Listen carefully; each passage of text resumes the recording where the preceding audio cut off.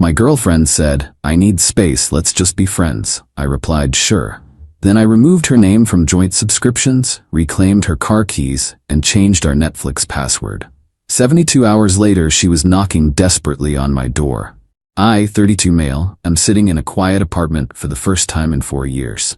It's strange. Not bad, just quiet. 2 nights ago, my girlfriend of 4 years, Alara, 29, sat me down on the sofa we picked out together. She had that look on her face, the one that's both serious and distant. My stomach dropped.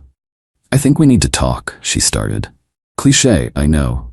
She went on for about 10 minutes, talking about her personal growth, feeling stifled and needing to find herself again. It was a well-rehearsed speech, full of therapy speak and vague platitudes. The bottom line was delivered with a soft, almost pitying smile. "I think we should just be friends. I need some space." I've seen this movie before. I've read the AITA posts. The classic move here is to get emotional, to plead, to ask what I did wrong. I felt the sting, don't get me wrong. It felt like a punch to the gut. But looking at her, seeing the rehearsed sincerity, something in me just clicked into place. This wasn't a negotiation, it was a declaration. So I didn't cry, I didn't raise my voice, I just nodded slowly and said, "Okay, if that's what you want." She seemed taken aback. "Oh, well, good. I'm glad you're being so mature about this." She said she'd stay at her friend Qley's place for a few days to give us both some breathing room. She packed an overnight bag, gave me a quick, awkward hug, and left. The moment the door clicked shut, I let out a breath I didn't realize I was holding. The hurt was there, a dull ache in my chest, but underneath it was a strange sense of clarity. Friends. She wanted to be friends. Okay, so I decided to treat the situation with the exact logistical reality she had proposed. We were friends now, not partners. Our lives, therefore, needed to be decoupled. I'm a methodical person. I like lists. I opened my laptop and made one. Shared subscriptions. I went through my credit card statements.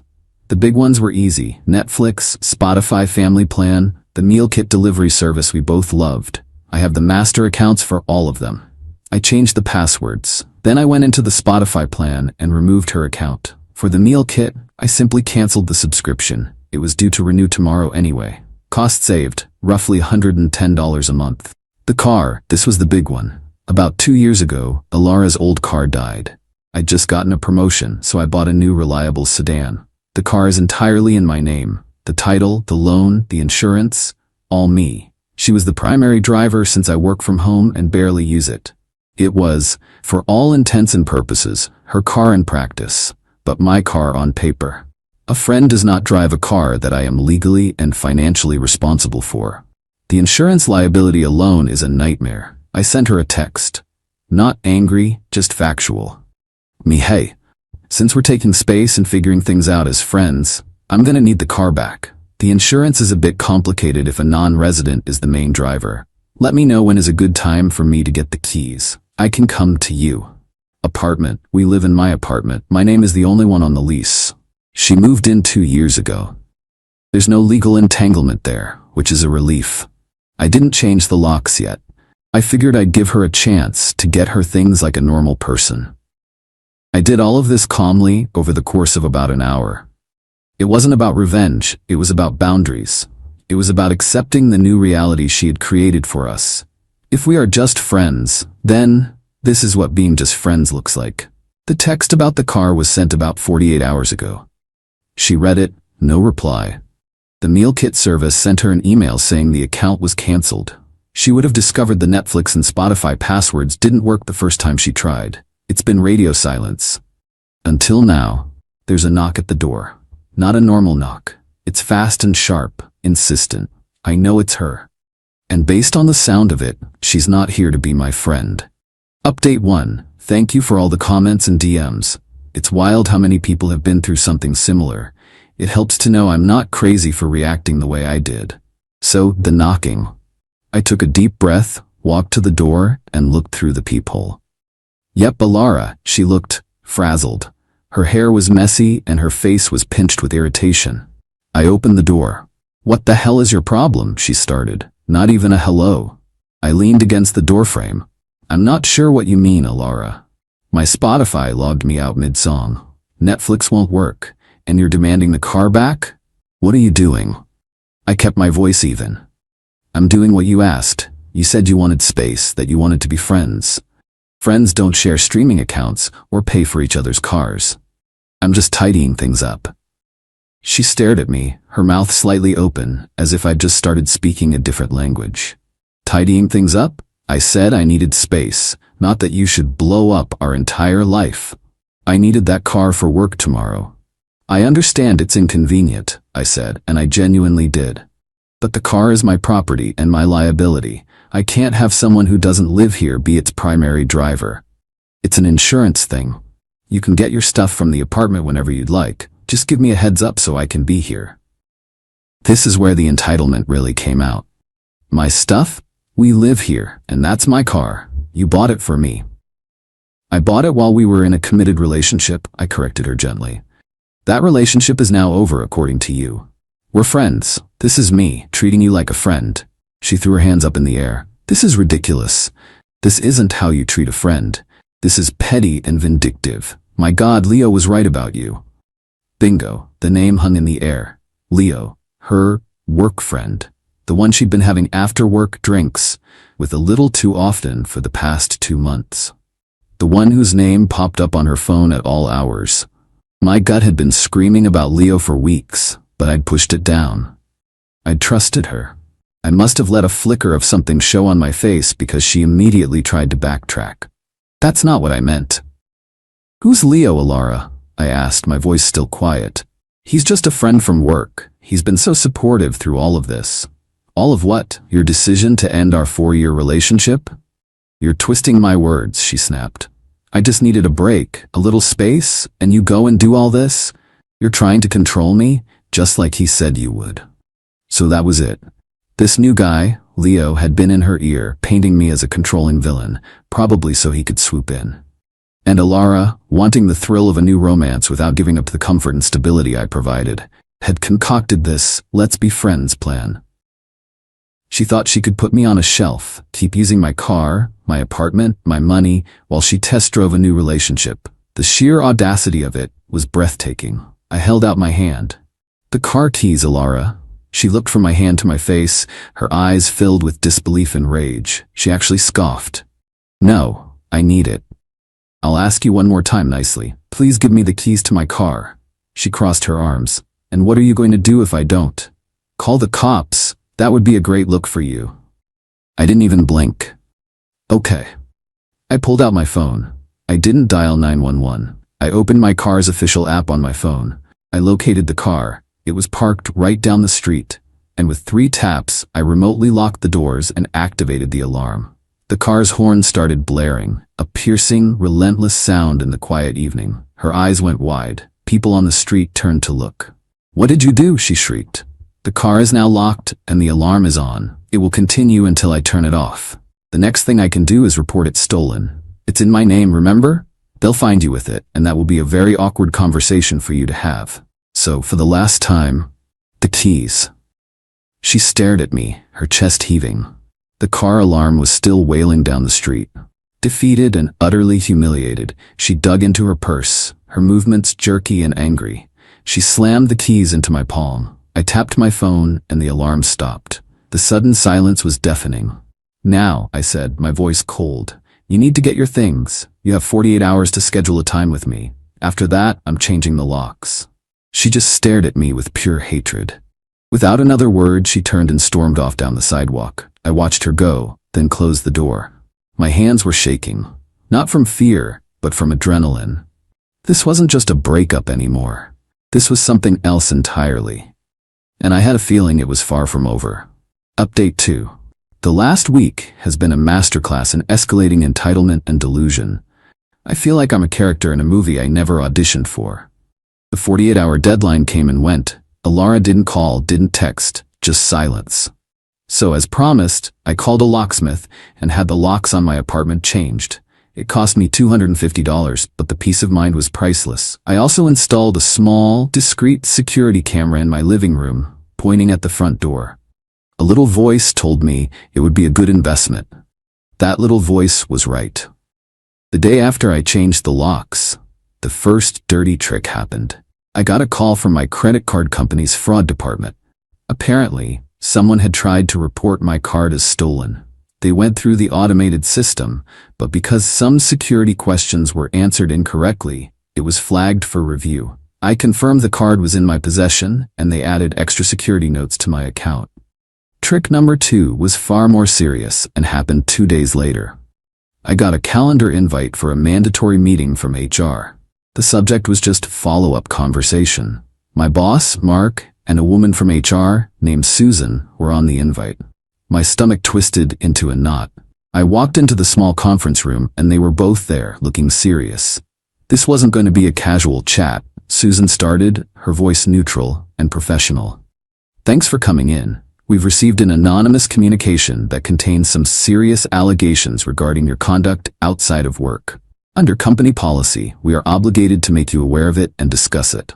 She turned her laptop around. It was an email from a burner account sent to her and Mark. It painted me as unstable, controlling, and prone to aggressive outbursts, and claimed I was harassing my former partner.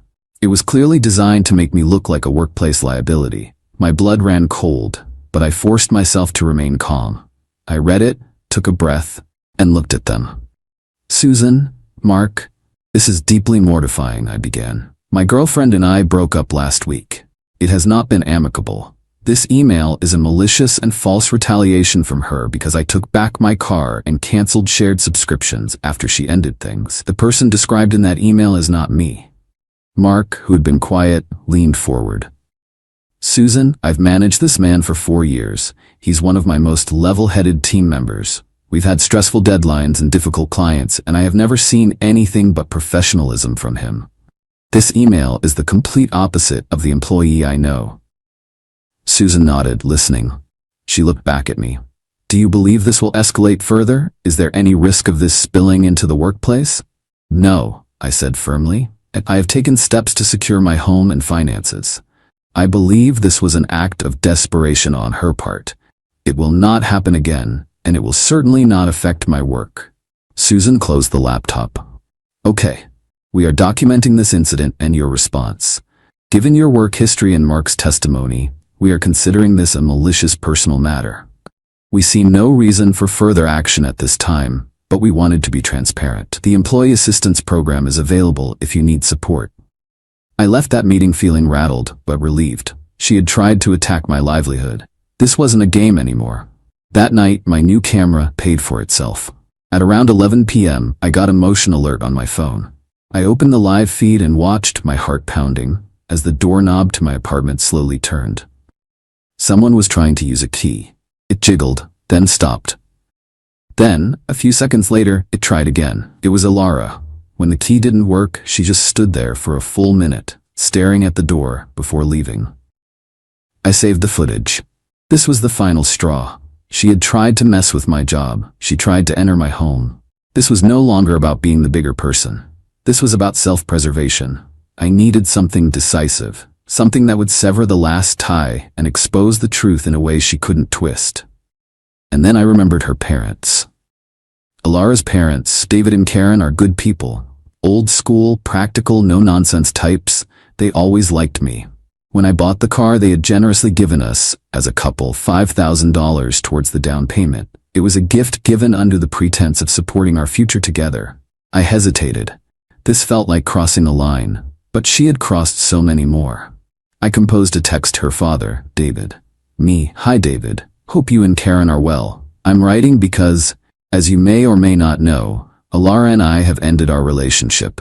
I'm making arrangements to sell the sedan, and I wanted to make sure I returned the $5,000 you both so generously contributed to it. It doesn't feel right for me to keep it under the circumstances. What's the best way to get that money back to you? I hit send. My phone lit up less than 5 minutes later. David, what are you talking about? Alara told us you two were just having a small fight. Give me a call. I took a deep breath and dialed. The game was about to change. Final update. It's over. Truly, finally over. The last few weeks have been a slow-motion detonation, and I'm just now emerging from the blast radius. The phone call with David was tense.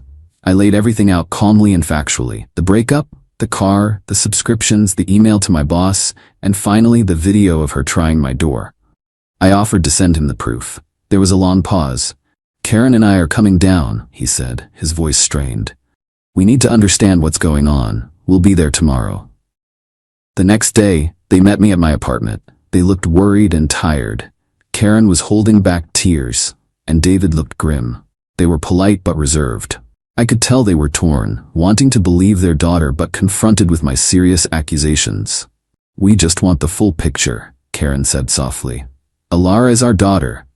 She's very upset and says you're misinterpreting everything. I understand, I said. Words can be misinterpreted. Videos are harder to argue with. I showed them the footage from my camera on my laptop. I watched their faces as they saw their daughter stealthily trying to use a key on my door late at night. Karen put a hand over her mouth. David's face hardened. I want to believe there's an explanation for this, David said, though his voice lacked conviction. Then let's ask her, I suggested. I pulled out my phone. Why don't you call her? Right now. Put it on speaker. David looked at me, then at his wife and nodded. He dialed Alara. Hi, Dad? Her voice came through the speaker, sounding cheerful. Too cheerful. Alara, David said, his voice flat. Your mother and I are at my name's apartment. The silence on her end was immediate. What? Why? He's shown us a video of you from last night, trying to get into his apartment with an old key. I need you to explain that to me right now. What? That's crazy. I was just checking on him. I was worried, she stammered, the panic evident in her voice. You were worried at 11 p.m. and used a key you shouldn't have, without calling or knocking? David pressed. He's twisting things. He's trying to make me look bad. He stole my car, she shrieked, her voice rising to a hysterical pitch. He's offering to pay us back the $5,000 we gave you for it, David said coldly. Which is something you failed to mention. Just like you failed to mention you were dumped, not just in a small fight. What is going on, Alara? Her story completely fell apart live on speakerphone. She started crying, accusing, deflecting. It was a complete train wreck. David finally cut her off. We will talk about this later. Do not move. He hung up the phone and looked at me, his face etched with a mixture of fury and deep embarrassment. I apologize, he said. They summoned Alara to the apartment. When she arrived 20 minutes later and saw them, her face went white. The final confrontation wasn't a shouting match. It was an autopsy. Her parents, armed with the facts and her own self-incriminating phone call, calmly took her apart. Her lies about staying with Qley, about Leo being just a friend, about me being the villain, it all came out. The consequences were quiet and brutal. Her parents told her they were ashamed of her deceit. They demanded she pay them back the $5,000 herself and cut off all other financial support. She was told to arrange removal of her belongings within 48 hours without their help. She was on her own. Alara sat there, hollowed out, the fight completely gone from her.